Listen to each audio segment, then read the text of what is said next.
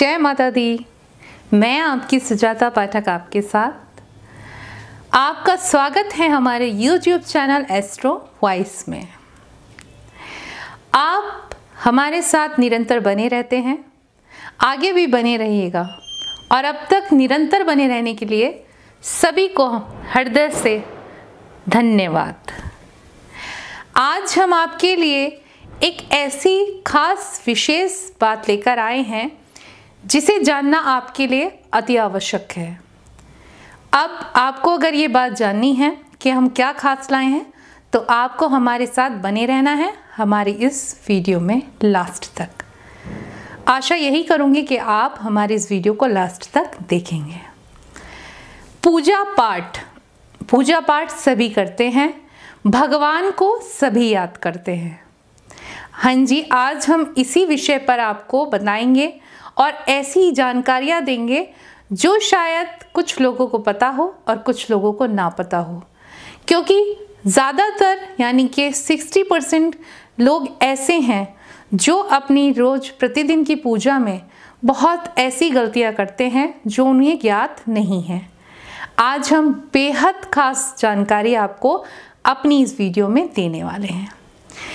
सबसे पहले बड़ों को मेरा प्रणाम और छोटों के लिए मेरा ढेर सारा प्रेम।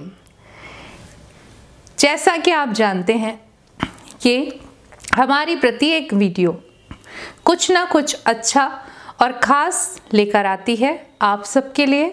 आज ठीक उसी प्रकार हमारी ये वीडियो आपके लिए बेहद कुछ खास लाई है। तो बने रहिएगा हमारे साथ और देखते रहिएगा हमारी ये वीडियो। पूजा पाठ लोग करते हैं, अपने घरों में मंदिर बनवाते हैं, कुछ लोग मंदिर जाते हैं। अब पूजा पाठ करने के हर किसी का नियम अलग अलग होता है। अब भगवान को मनाना है, ज़रूरी तो नहीं कि मैं 1 घंटा मनाऊं या 2 घंटा मनाऊं। ज़रूरी ये भी नहीं कि मैं 5 मिनट याद करूं या 2 मिनट। अब हर किसी व्यक्ति का पूजा करने का तरीका अलग अलग है, यानी कि कहें कि हर कोई अपने ईश्वर को अलग अलग याद करता है। और हकीकत है कि किसी पर ये चीज़ थोपी भी नहीं जा सकती। कुछ लोग तो यही मानते हैं कि कुछ नहीं होती है पूजा पाठ, आपके कर्म आपके प्रधान हैं। वो लोग अपनी जगह ठीक हैं, लेकिन जो लोग पूजा पाठ करते हैं वो भी अपनी जगह ठीक हैं। परंतु मैं सिर्फ इतना कहूँगी कि पूजा पाठ करना बहुत ज़रूरी है, क्योंकि शिव पुराण में शास्त्रों में भी लिखा है कि पूजा पाठ से आप सीधा कनेक्ट होते हैं ईश्वर से। अब ऐसा कहना तो ज़रूरी नहीं है ना कि आप ईश्वर से कनेक्ट होंगे तो आप 1 घंटे की पूजा करें या आप 1 घंटा तक भगवान के आगे सम्मुख बैठ जाएं। 3 घंटे तक कुछ लोग मैंने देखे हैं कि 3-3, 4-4 घंटे भगवान को याद करते रहते हैं। तो क्या 3-4 घंटे याद करने से भगवान तक उनकी प्रार्थना पहुंच भी रही है या नहीं, ये उन्हें शायद ज्ञात ही नहीं है, क्योंकि वो बहुत सी गलतियां ऐसी करते हैं जो उन्हें पता ही नहीं है। क्या क्या है वो गलतियां? जी हाँ, मैं आपको बताऊंगी इसमें। अब सबसे पहले मैं आपको ये बताऊंगी कि आपको क्या करना चाहिए पूजा करते समय। देखिएगा, दिया यानी कि दीपक सभी प्रज्वलित करते हैं ईश्वर के प्रति। क्या आपको पता है वो दिया प्रज्वलित क्यों किया जाता है? पता तो होगा क्यों किया जाता है। कहते हैं, शास्त्रों में भी लिखा है कि दीपक यानी कि अग्नि, और यह सीधा कनेक्ट करती है भगवान के हृदय तक। सीधी प्रार्थना पहुंचती है आपके ईश्वर तक, आप जिनको भी याद करते हैं। अग्नि, आप क्या करते हैं पूजा में? जब आप यज्ञ करते हैं तो आप लास्ट में क्या बोलते हैं? स्वाहा। स्वाहा यानी कि आप अग्नि को अर्पित कर रहे हैं, अपनी प्रार्थना आप अपने भगवान तक पहुंचा रहे हैं। इससे क्या होता है, आपकी जो प्रार्थना है, आपकी जो इच्छाएं हैं वो भगवान को प्राप्त होती हैं। जिस प्रकार से अब ये कैसे कनेक्ट करता है मैं आपको समझाऊंगी।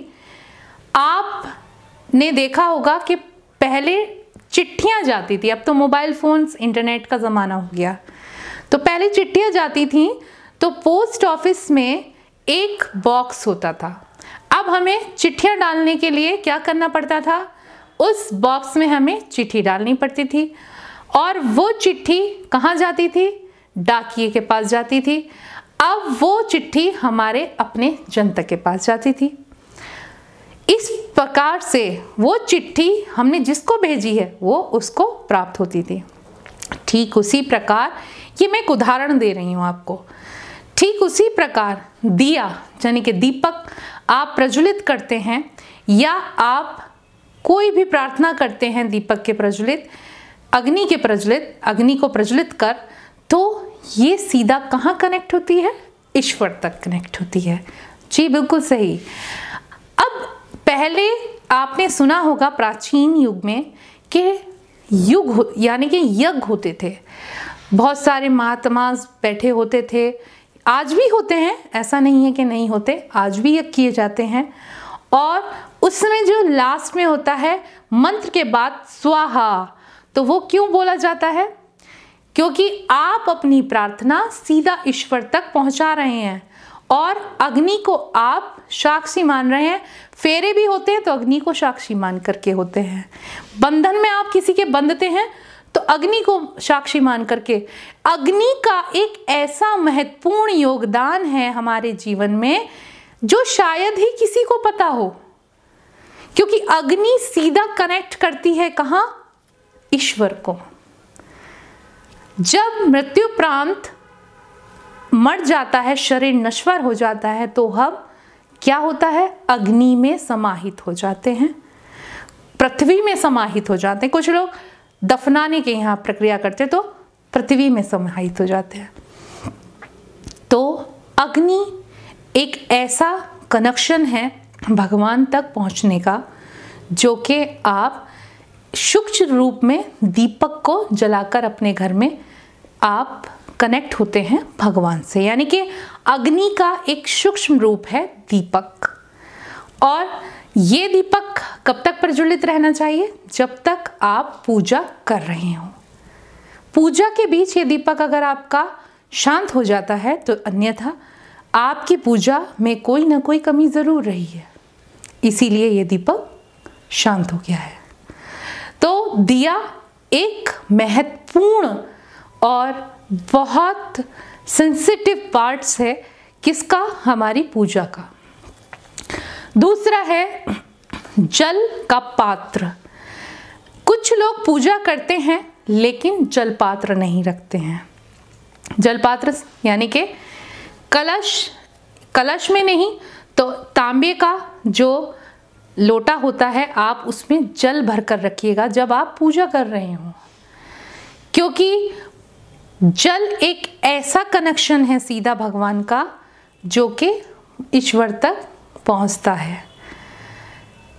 ये दोनों चीज़ें नहीं रखते हैं लोग। हाँ, तो पूजा कैसे सफल हो गई, आप खुद सोचो ना।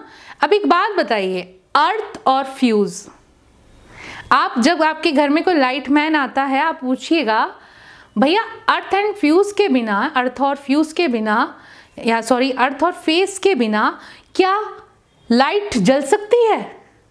नहीं जल सकती। बिजली किससे बनती है? जल से बनती है। और किससे बनती है? अग्नि से बनती है, यानी कि पृथ्वी।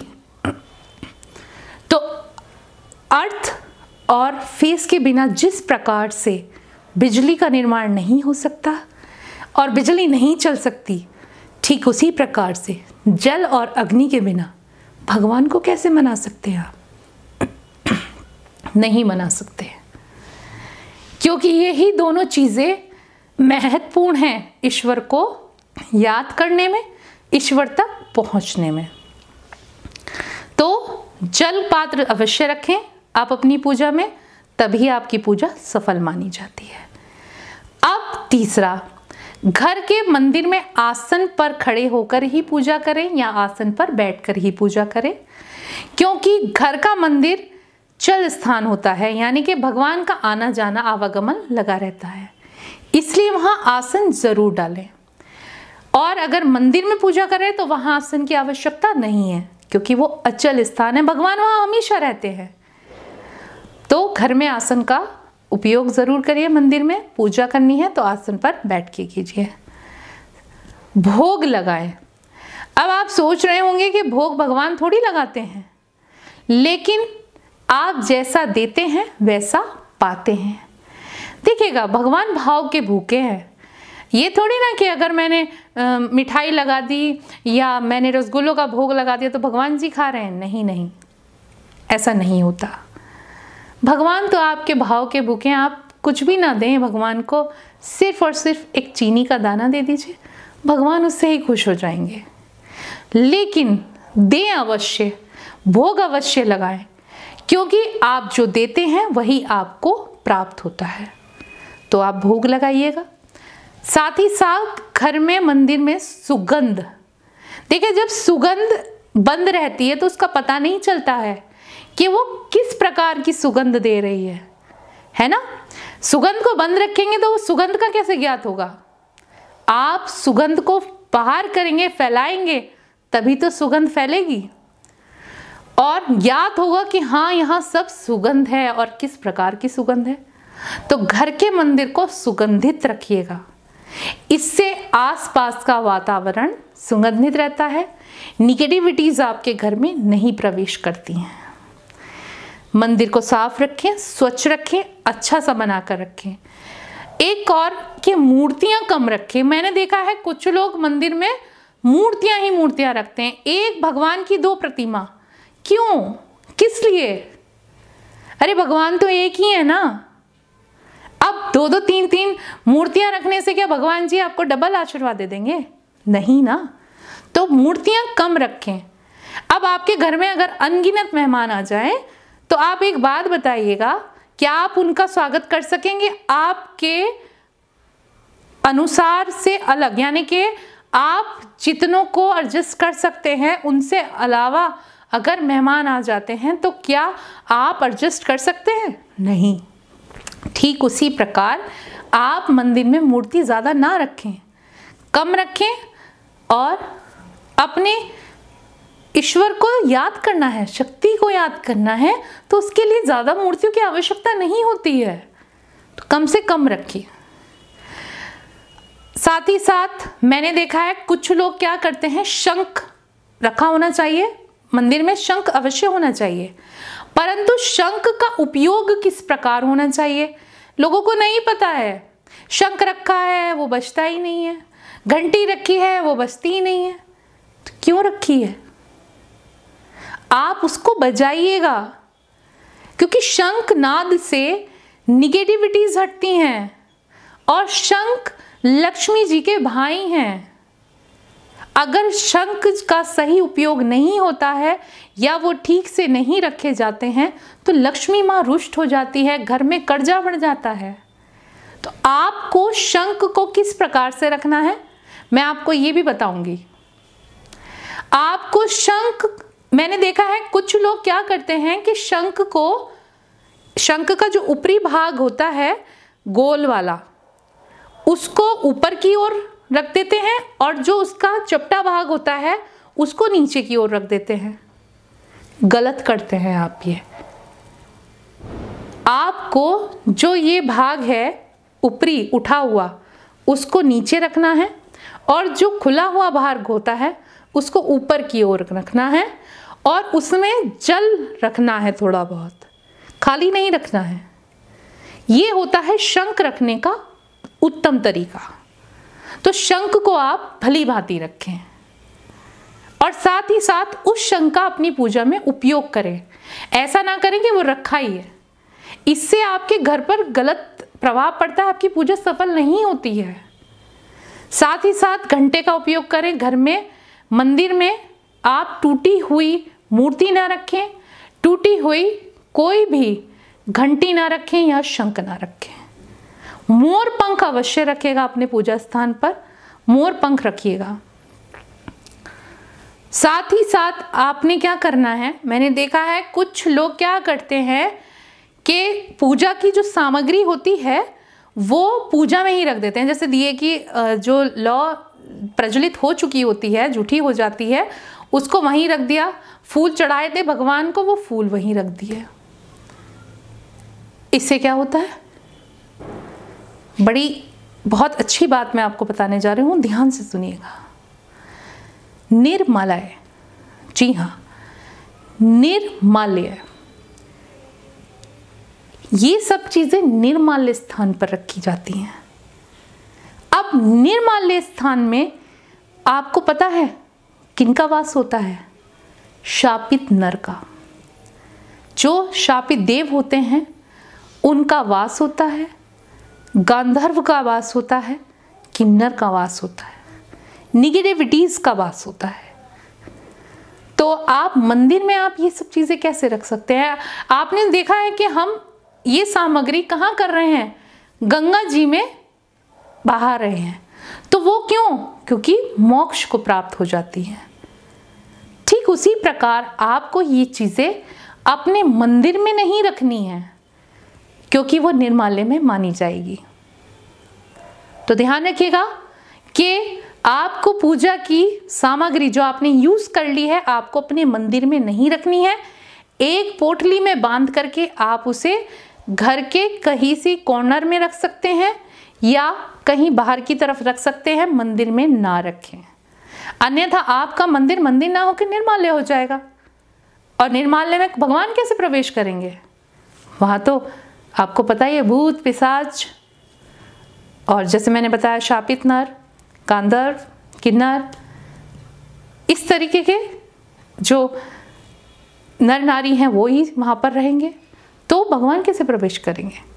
तो ध्यान रखिएगा, आप इन नियमों से अगर पालन करेंगे पूजा पाठ इन नियमों से करेंगे तो आपकी पूजा अवश्य सफल होगी। आप बस ये चीजें अपना लीजिए। जरूरी नहीं है कि आपको घंटों तक भगवान के आगे घंटी बजानी है या बहुत टाइम तक बैठे रहना है और पूजा करनी है। इस प्रकार से कभी भगवान प्रसन्न नहीं होते हैं। साथ ही साथ अपने बुजुर्गों की सेवा भी करनी है आपको। घर के बुजुर्ग अगर खुश होंगे तो भगवान भी प्रसन्न होंगे। घर का बच्चा अगर खुश होगा तो भगवान भी खुश होगा। बच्चे और बुजुर्ग दोनों को क्या माना जाता है? भगवान का रूप, क्योंकि ये आपके लिए आस्तिक है। तो इन सब की सेवा कीजिए, भगवान अपने आप खुश होंगे। आशा करती हूँ आपको मेरी ये वीडियो अच्छी लगी होगी। तो जल्दी से हमें कमेंट कीजिएगा और हमारे चैनल को जल्दी से सब्सक्राइब भी कीजिएगा। साथ ही साथ नीचे दिए गए बेल आइकॉन के बटन को भी प्रेस कीजिएगा और कमेंट तो ज़रूर कीजिएगा, क्योंकि हमें पता चलता रहना चाहिए हम किस प्रकार की वीडियो आपको दे रहे हैं और आप क्या क्या जानकारी प्राप्त कर रहे हैं। इसी के साथ मैं सुजाता आपसे आज्ञा लेती हूँ और कामना करती हूँ कि आप घरों में स्वस्थ रहें, खुश रहें और हमारी वीडियो इसी प्रकार निरंतर देखते रहें। नमस्कार।